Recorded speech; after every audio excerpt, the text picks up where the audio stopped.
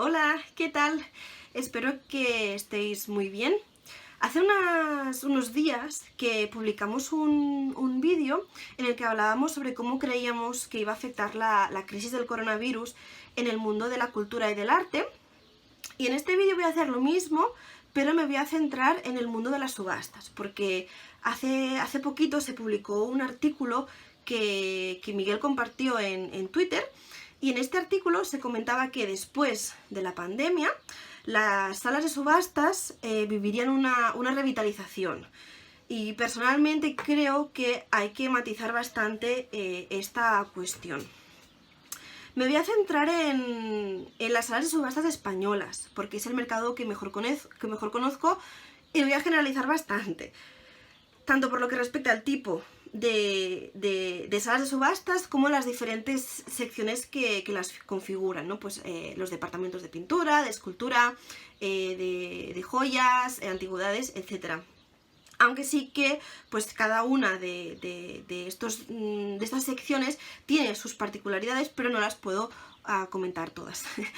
Entonces, yo creo que debemos partir de la idea de que todos los periodos de crisis económicas generan un importante movimiento en las colecciones, ¿no? Y por lo tanto, pues un importante movimiento en el mercado del arte.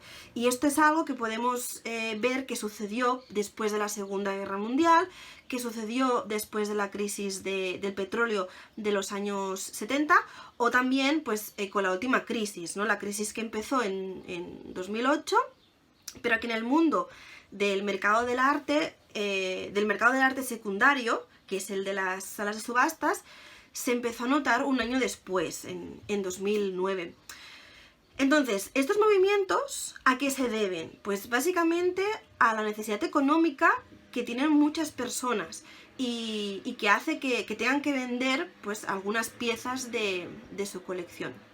Por lo tanto, es muy probable que en los próximos meses veamos como en el mercado pues empiezan a aparecer muchas más obras de lo habitual, pero el hecho de que aumente la oferta y que se produzcan más compras no significa que el sector de las subastas esté en auge o que se esté revitalizando, porque sí, vale, se va a vender más, pero el principal problema es que los precios son mucho más bajos, ¿no? De hecho, esto fue lo que pasó con la crisis de 2008, en que a excepción del arte contemporáneo, de determinadas piezas de joyería, algunos objetos de diseño y las grandes firmas, Picasso, Modigliani, Warhol, etc., todos los precios del resto de obras bajaron entre un 35 y un 50%, ¿no? Y yo creo que esta es una tendencia pues que se va a mantener con la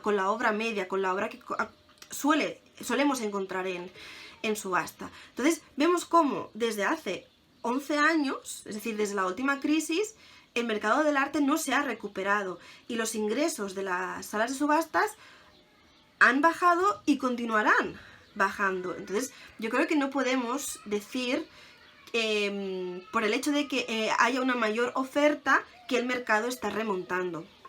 Y este tema también me permite hablar sobre la polarización de los precios, que es un fenómeno que ya se estaba dando en los últimos años y que era el futuro al que se estaban encaminando las salas de subastas, y que creo que con la situación actual pues va a ser un proceso que se va a acelerar. Cuando hablo de polarización de los precios me estoy refiriendo a que pues con anterioridad a la última crisis pues se podía ver como el precio habitual en el que se movían las obras que se vendían en las salas de subastas españolas pues estaba entre los 500 y los 5.000 euros aproximadamente, ¿no? Y este precio se correspondía con un comprador muy concreto, que era el coleccionista medio. ¿Pero qué ha pasado? Pues que poco a poco esta horquilla de precio se ha ido haciendo cada vez más grande. Y es muy probable que pues de aquí en adelante nos encontremos piezas, por ejemplo, de 50.000 euros pues para arriba, que esto ya se trata de un público muy específico, y luego de 500 euros para abajo, Y este también es otro tipo de público que quiero comentar ahora, ¿no? Entonces, a esto es a lo que me refiero cuando hablo de polarización de los precios. Por lo tanto, la obra media, que es, como he dicho, la que solemos encontrar en las subastas españolas, es decir, no es la obra de artistas consagrados, que es la que podemos encontrar en Sotheby's o en Christie's, se va a ver muy afectada, ¿no? Entonces, esta polarización, que es la tendencia que ha predominado durante los últimos años, está muy relacionada con el hecho de la existencia de una clase media que ha ido perdiendo poder adquisitivo. Debemos pensar que el común de las salas de subastas españolas tienen un público local. No son coleccionistas millonarios como pueden ser los de Sotheby's o los de Christie's, ¿no? Son coleccionistas de clase media, de mediana edad. Este es el grueso de su público. Pero, pues como he comentado, poco a poco está desapareciendo, ¿no? Entonces, nos vamos a encontrar muy probablemente con un mercado medio de obras de arte saturado y una demanda que va a ser insuficiente para poder absorber toda esta oferta, ¿no? Porque el perfil de coleccionista está cambiando y va a continuar cambiando, ¿no? Por ejemplo, está desapareciendo el coleccionista de vidrio o el coleccionista de cerámica y está apareciendo otro, como podría ser un coleccionista mucho más joven, pues que está interesado en piezas que podríamos denominar como decorativas o piezas más vintage, pero que tiene un precio mucho más bajo. Y otro tema que quería comentar, porque no se para de hablar sobre él, es el de la digitalización.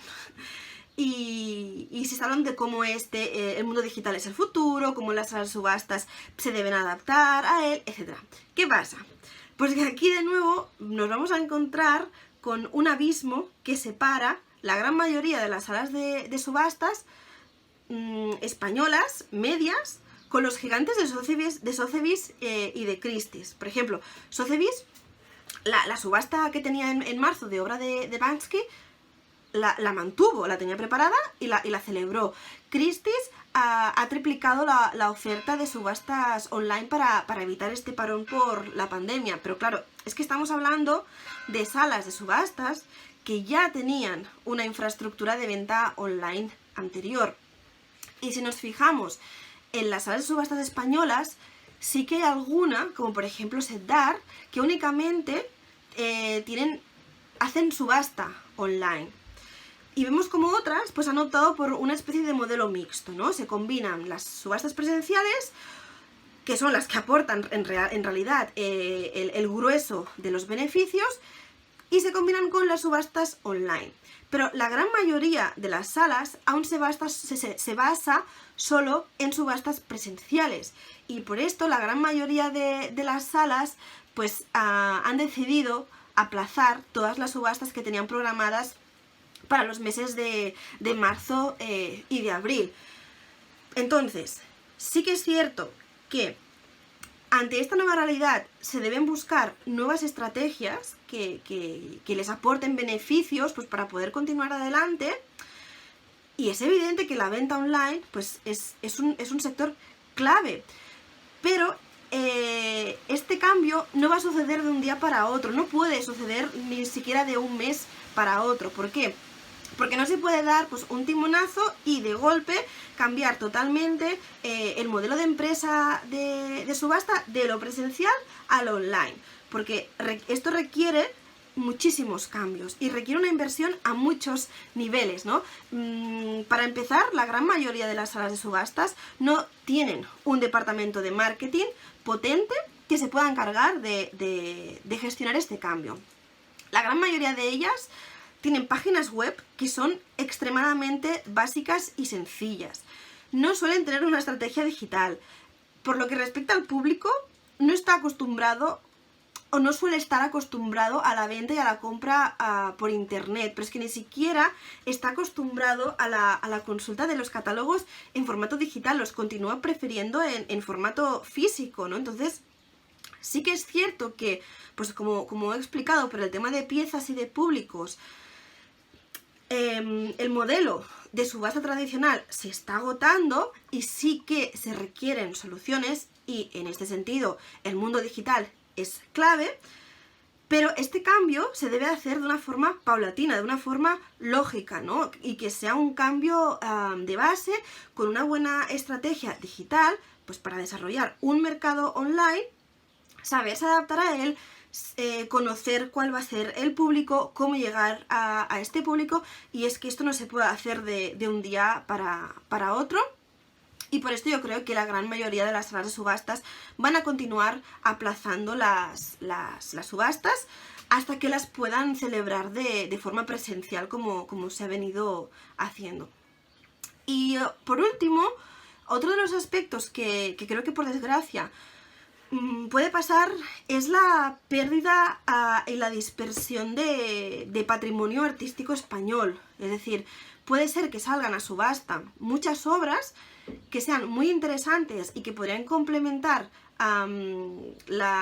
y pasar a formar parte de muchas de las colecciones de los museos que tenemos, pero ni los gobiernos autonómicos ni el gobierno central es probable que tenga presupuesto para realizar algunas compras, ¿no? Por lo tanto, esas obras que quizá serían muy interesantes de adquirir, si se les da permiso de exportación, van a acabar fuera del país, ¿no? Como ya pasó entre 2012 y 2017, cuando el número de permisos de exportación incrementó más de un 50%.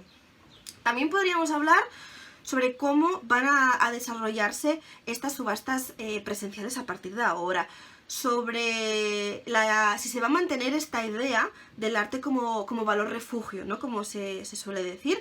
Pero de momento lo voy a dejar aquí.